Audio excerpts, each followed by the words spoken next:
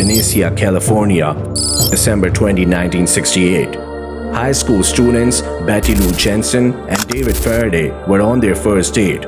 They drove to a quiet remote spot in Berryessa, California for some privacy, but their night ended in tragedy. This is Dick Carter. This week we're in the city of San Francisco. They were ordered out of the car by the responsible, and the boy was shot right at the side of the car, and the girl apparently tried to run, and she was shot and found 28 feet further on. Betty Lou and David were shot to death in their car. The killer left no clues behind. The small community was shocked by the brutal crime. No one knew this was just the beginning of a horrifying spree. Why did this happen? It was a senseless murder, I believe. The Zodiac Killer, one of the most mysterious and terrifying serial killers in American history. Between the late 1960s and the early 1970s, the Zodiac Killer claimed responsibility for multiple murders in Northern California. It was a city of mystery, and it seems now to have a new and real one on its hands. 5 murders, somebody who says he committed all and will commit yet more. Despite numerous investigations, the killer was never caught. This documentary explores the chilling story of the Zodiac Killer and the ongoing quest for answers. On July 4, 1969, just a few miles away from the first crime scene, another young couple was attacked. Darlene Ferrin and Michael Magoo were sitting in a parked car at Blue Rock Springs Park in Vallejo when a car pulled up beside them. The attacker approached their car, shining a flashlight into their faces before opening the fire. Darlene was killed instantly, but Michael survived despite being shot multiple times. He was able to describe the attacker to the police. Weeks later, the killer sent letters to 3 local newspapers, taking credit for the murders. These letters were filled with taunts, ciphers, and chilling signature of a crosshair symbol. The killer demanded that his letters be published on the front page, or he would kill again. The letters included a series of ciphers, codes that the Zodiac claimed would reveal his identity. The police and the public went intrigued and terrified. Cryptographers and immature sleuths tried to crack the codes, but the mystery deepened. On September 27, 1969, college students Brian Hartnell and Cecilia Shepard were enjoying a picnic at Lake Berryessa. A man wearing a black hood and a symbol on his chest approached them. Oh my God, he has a gun. He claimed to be an escaped convict and needed money and a car to flee to Mexico. Don't move!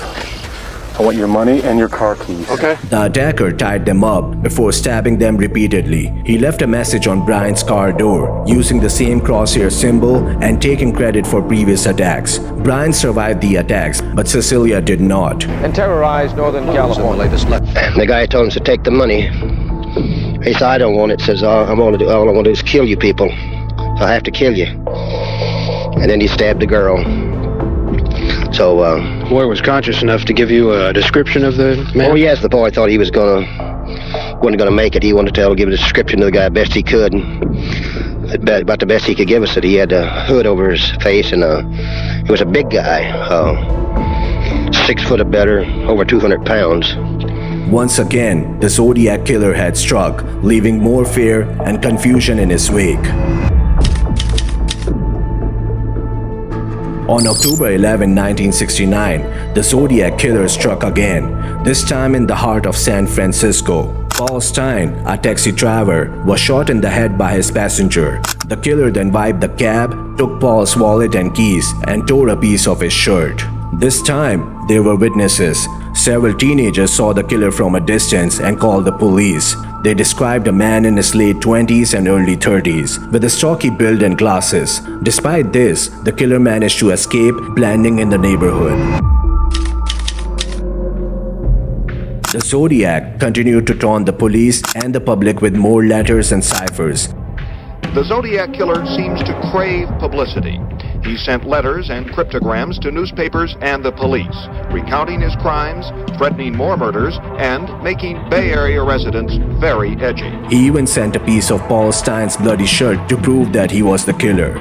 These letters were filled with boasts about his killings and threats of more violence. The Zodiac claimed to have killed as many as 37 people, though only 7 attacks were confirmed. Early 70s by a man who called himself the Zodiac Killer. He claimed 37 murders. Police confirmed at least 6. These letters were filled with bizarre statements and clues, making it hard for investigators to separate fact from fiction. The police were under immense pressure to catch the Zodiac. They followed every lead and interviewed countless suspects. The FBI was also involved, bringing in experts to analyze the ciphers and letters. Despite their efforts, the Zodiac remained elusive. The cryptic nature of his communications and the random selection of his victims made it nearly impossible to predict his next move. The fear and frustration grew as months turned into years. I have no malice in my heart against him. I just don't want this to happen again to anyone else. Over the years, many suspects have been named, but none have been definitely linked to the crimes. Recently, William Beeman, a criminal attorney of 39 years, self-published 2 books claiming his deceased brother Jack. One of the most well-known suspects was Arthur Lee Allen. There are a lot of people around who with all this bad publicity, are probably sure that I'm Zodiac. People who know me, no problem. Thank God for our Constitution, because that says a person is innocent until proven guilty. A convicted child molester who lived in Vallejo. He matched the description given by witnesses and had a fascination with ciphers and codes. Despite strong circumstantial evidence, there was never enough to charge Allen definitely. DNA tests in the early 2000s failed to match him with the Zodiac letters, and he died in 1992 without ever being charged. They were able to obtain palm prints from Arthur Lee Allen. It was compared to the one that had been developed earlier, and they don't match. That is not Arthur Allen's palm print. Other suspects have emerged over the years, each with their own set of compelling clues and evidence, but the true identity of the Zodiac remains a mystery, eluding investigators and immature sleuths alike. The Zodiac Killer has become one of the most famous mysteries in the world. Books, movies, and countless theories have kept the story alive in popular culture. The case has inspired a generation of true crime enthusiasts and has led to new methods of investigation and forensic science. Despite the passage of time, the Zodiac Killer's case continues to captivate the public. Advances in DNA technology and renewed interest in cold cases offer a glimmer of hope that one day the Zodiac's true identity might be revealed. While the mystery of Zodiac Killers persists, it is important to remember the victims. Betty Lou Jensen, David Faraday, Darlene Ferrin, Michael McGurr, Brian Hartnell, Cecilia Shepard, and Paul Stine were all innocent lives cut short by a cruel and calculating killer. Their families and loved ones have endured unimaginable pain and loss. As we seek to understand the mind of the Zodiac, we must also honor the memories of those he took from us. Their stories remind us of the human cost of his crimes.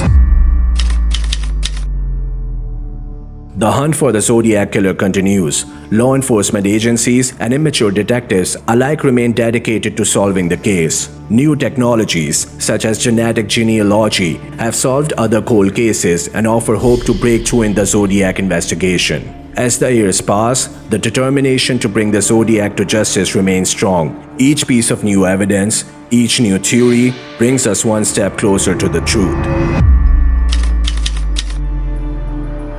The Zodiac Killer's reign of terror left a lasting scar on Northern California. His taunting letters and the brutal murders shocked the nation and left a legacy of fear and fascination. While his true identity remains unknown, the pursuit of justice for his victim continues.